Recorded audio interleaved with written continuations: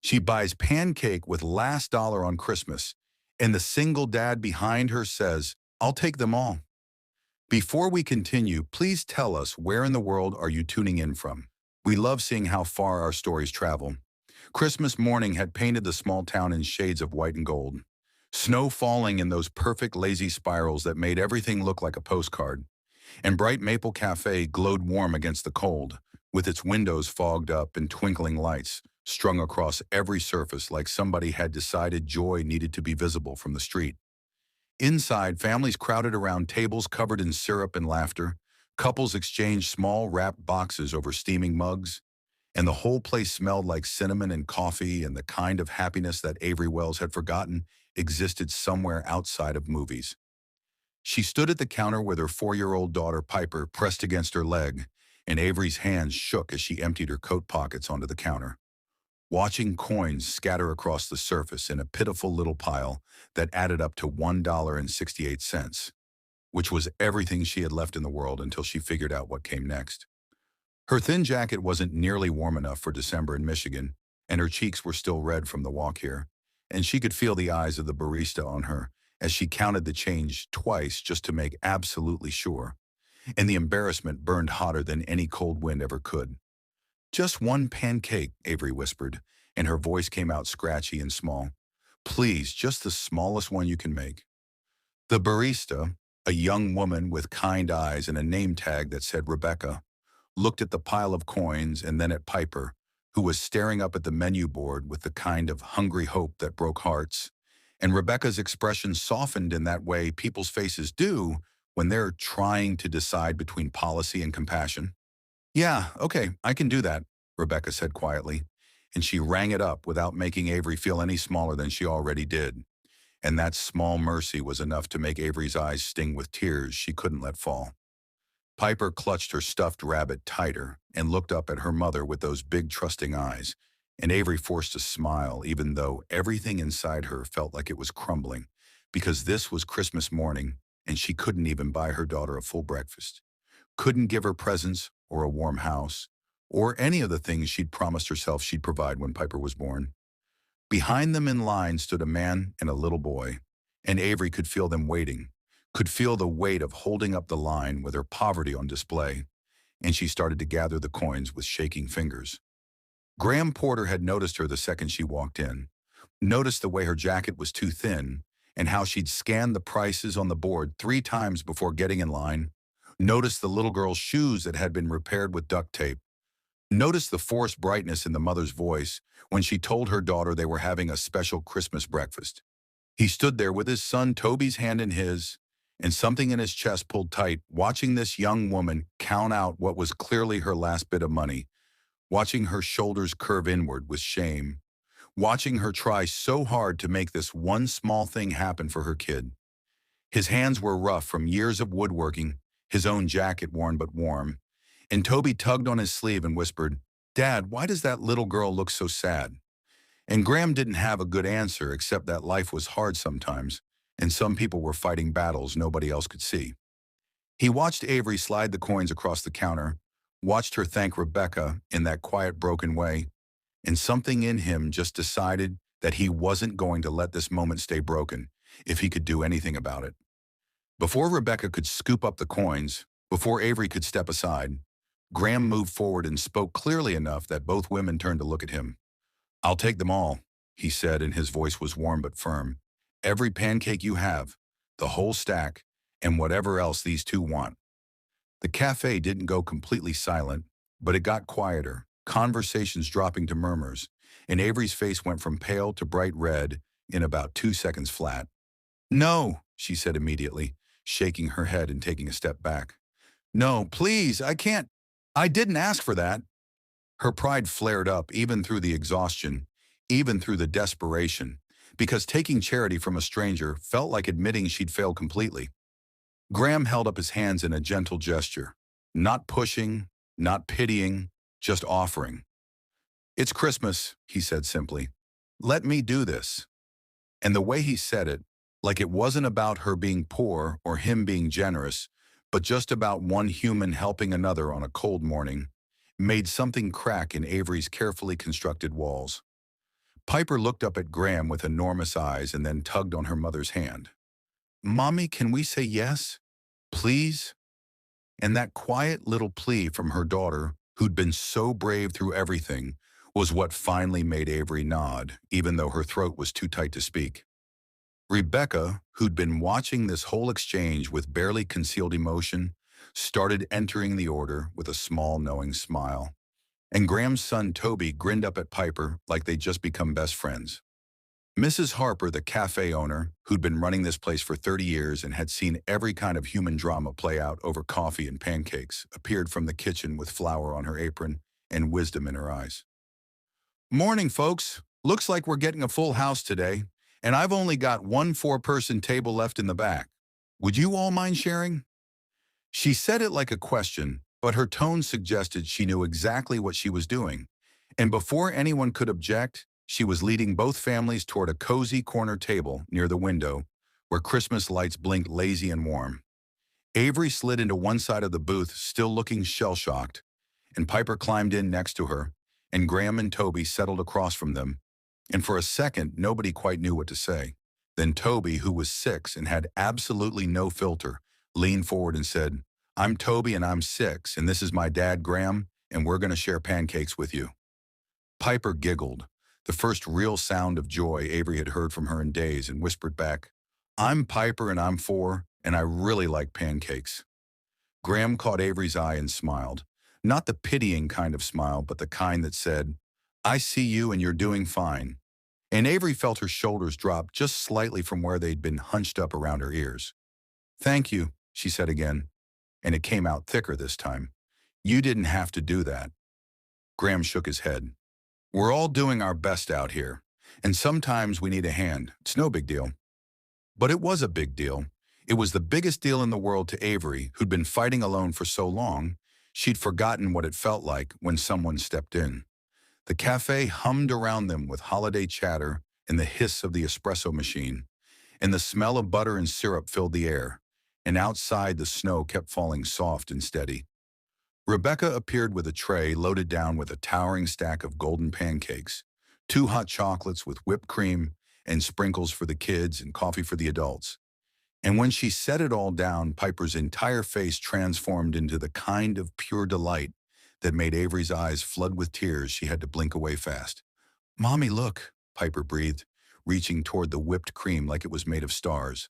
And Avery nodded, because she couldn't trust her voice right then. Toby pushed the syrup across the table toward Piper with serious ceremony and said, "You got to pour it in a spiral. That's the best way." And just like that, the kids were lost in their own little world of pancakes and chocolate, and the kind of easy friendship that only children could build in 30 seconds flat. Graham poured coffee for himself and Avery without asking, added cream to hers the way she'd mentioned she liked it when Mrs. Harper had asked earlier. And Avery realized he'd been paying attention even when it seemed like he wasn't. They sat there in that corner booth while morning stretched into late morning, and the conversation came easier than Avery expected. Small talk about the snow and Christmas and how the cafe made the best pancakes in 3 counties, and underneath it all was this gentle current of understanding. "Do you live nearby?" Graham asked, keeping his tone light and casual. Avery hesitated, then nodded. "About 6 blocks east, in the old Riverside apartments." She didn't mention that she had an eviction notice taped to her door or that the heat had been shut off 2 days ago. Graham nodded. "We're just on Maple, about 10 minutes from here. I run a small woodworking business out of my garage, and Toby helps me sand sometimes." Avery smiled at that image. "That sounds nice, having something you built yourself." "It's unpredictable," Graham admitted. "But yeah, it's mine, and that matters." He paused, then added carefully, "What about you? What do you do?" And Avery felt her smile falter. "I was working 2 jobs until recently, but things got complicated." She left it at that, and Graham didn't push, just nodded like he understood that sometimes life got complicated and you didn't know strangers your whole story. Piper leaned against her mother's side, syrup on her chin and happiness radiating from every inch of her, and she whispered, "Mommy, this is the best Christmas ever." And Avery had to press her hand over her mouth to keep from breaking down completely. Graham pretended not to notice. kept talking to Toby about whether chocolate chips belonged in pancakes, gave Avery space to pull herself together, and in that moment of simple kindness, Avery felt something she hadn't felt in months.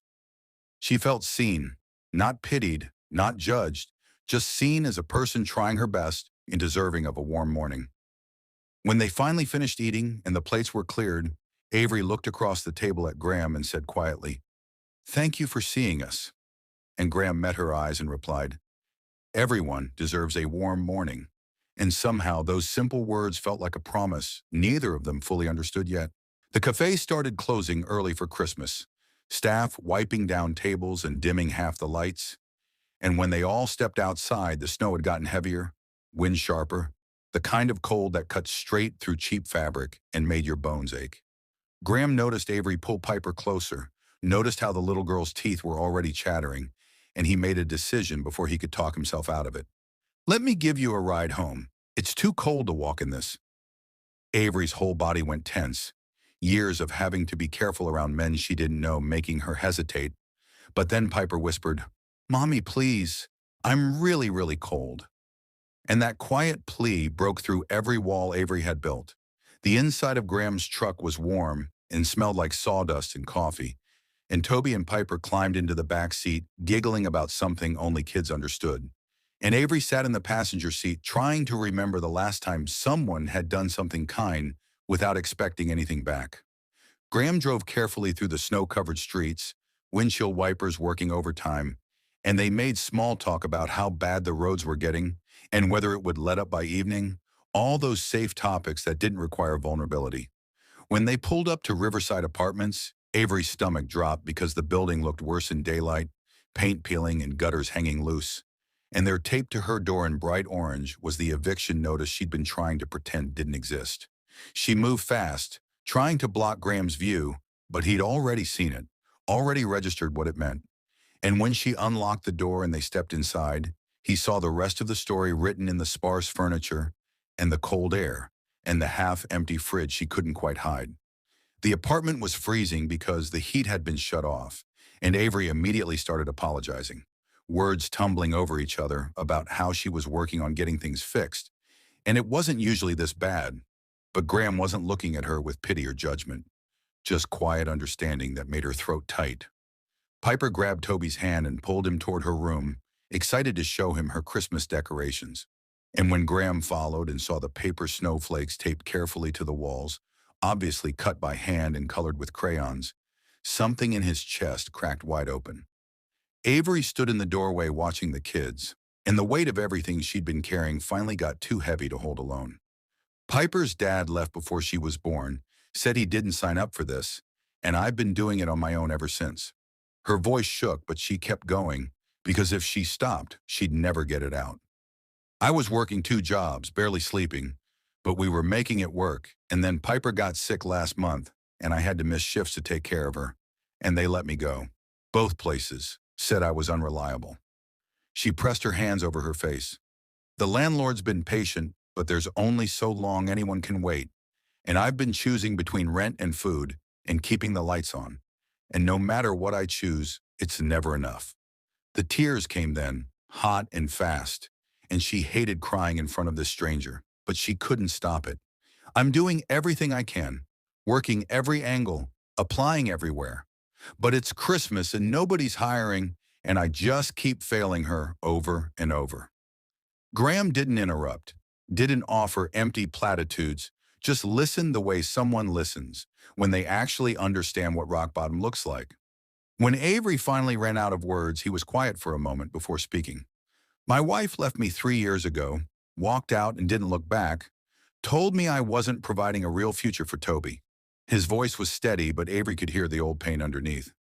"She said I was wasting my life on a business that would never amount to anything, that Toby deserved better than a dad who worked with his hands for pocket change." He stared at the paper snowflakes on the wall. "I've been raising him alone since then, wondering every single day if she was right, if I'm screwing him up by not being more successful or stable or whatever she thought I should be." He looked at Avery directly.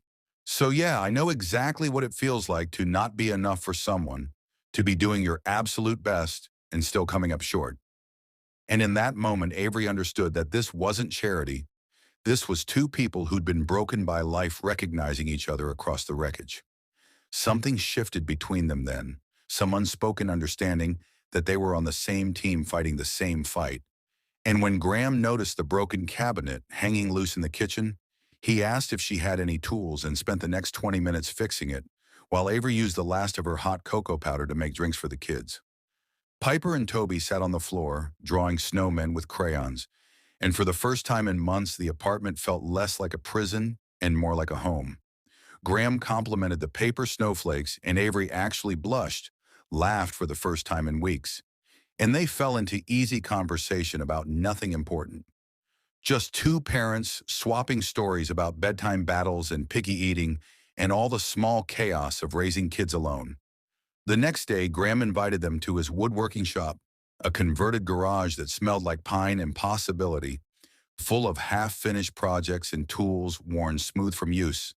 And Avery watched him show Piper a tiny wooden car he'd made for Toby and felt something warm bloom in her chest.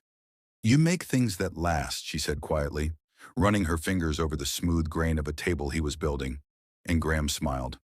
"I tried to, yeah. That's kind of the whole point."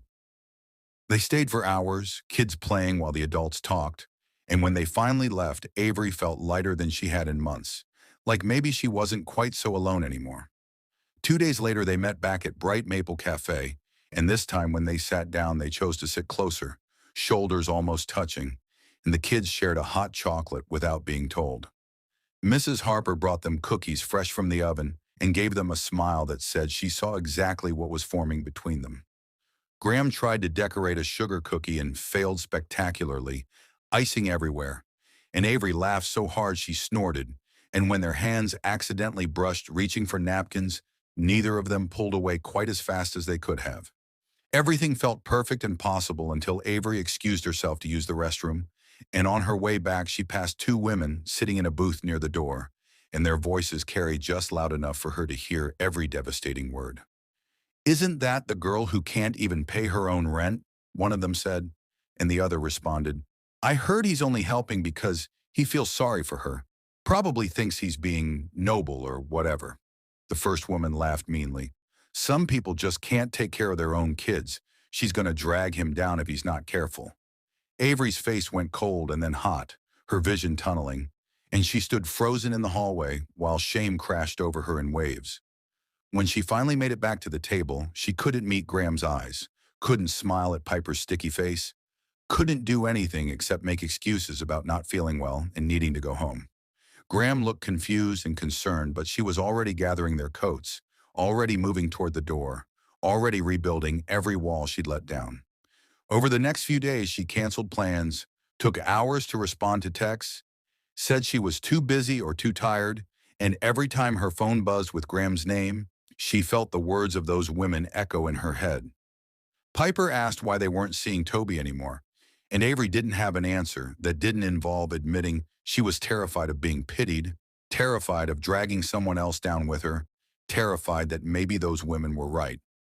At Graham's house, Toby sat at the kitchen table looking sad in a way 6-year-olds shouldn't have to feel, and he asked his dad, "Why doesn't Piper come play anymore? Did I do something wrong?" And Graham had no idea how to answer because he didn't understand what had changed, didn't know what he'd done to make Avery pull away so completely, only knew that the warmth that had been growing between them had gone cold overnight, and he couldn't figure out why. Graham showed up at Avery's apartment 3 days later with snow in his hair and determination in his eyes, and when she opened the door looking exhausted and hollowed out, he didn't bother with small talk, just said, "What happened? 1 minute we were fine and the next you disappeared, so tell me what I did wrong." Avery tried to close herself off, tried to say everything was fine and she was just busy, but Graham shook his head. "Don't do that. Don't shut me out without at least telling me why." The words came tumbling out before she could stop them, raw and jagged and humiliating. "I heard people talking at the cafe, said you were only helping me because you felt sorry for me, said I was the kind of person who couldn't take care of her own kid, said I'd drag you down." Her voice broke. "And maybe they're right. Maybe I am just a burden, and you deserve someone who has their life together. Someone who's not broken and desperate and living in a freezing apartment with an eviction notice on the door. Graham's jaw tightened and he stepped closer, his voice firm but gentle. Avery, I didn't help you because I pity you.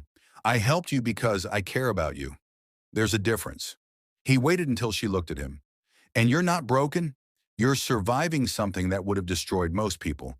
And anyone who can't see how strong that makes you isn't worth listening to. But Avery pulled back anyway.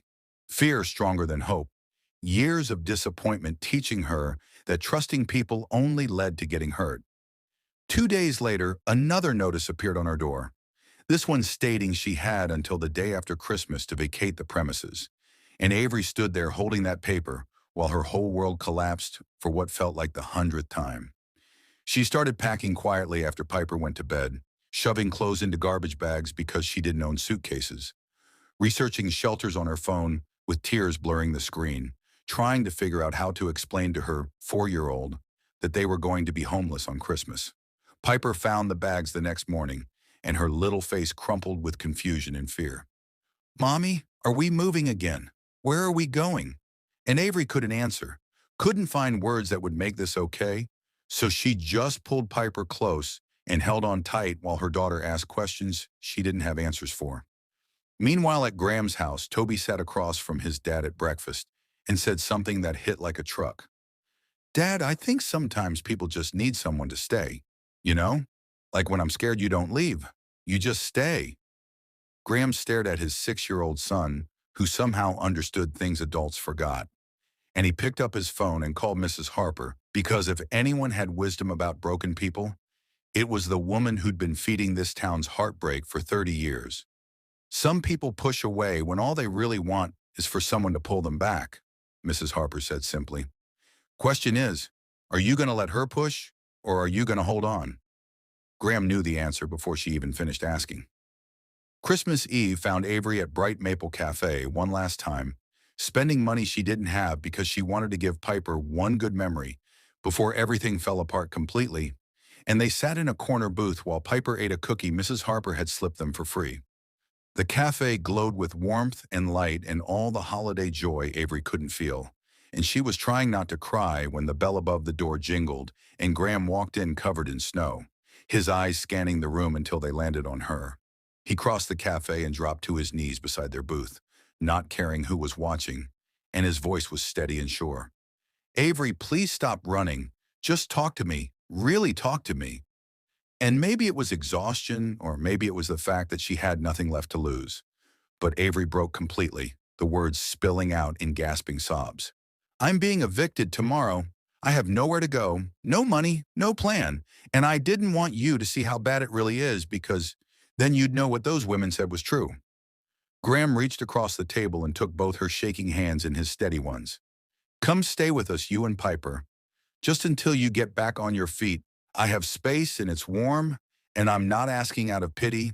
I'm asking because I choose this. I choose you. Avery shook her head frantically. I can't let you feel responsible for us. That's not fair to you or Toby. But Graham's voice didn't waver. I'm not doing this out of responsibility. I'm doing it because I care about you, both of you, and I'm choosing to help because that's what people do when they care. Piper's small voice cut through the tension. Mommy, can we please stay? Toby really misses me, and I miss him too.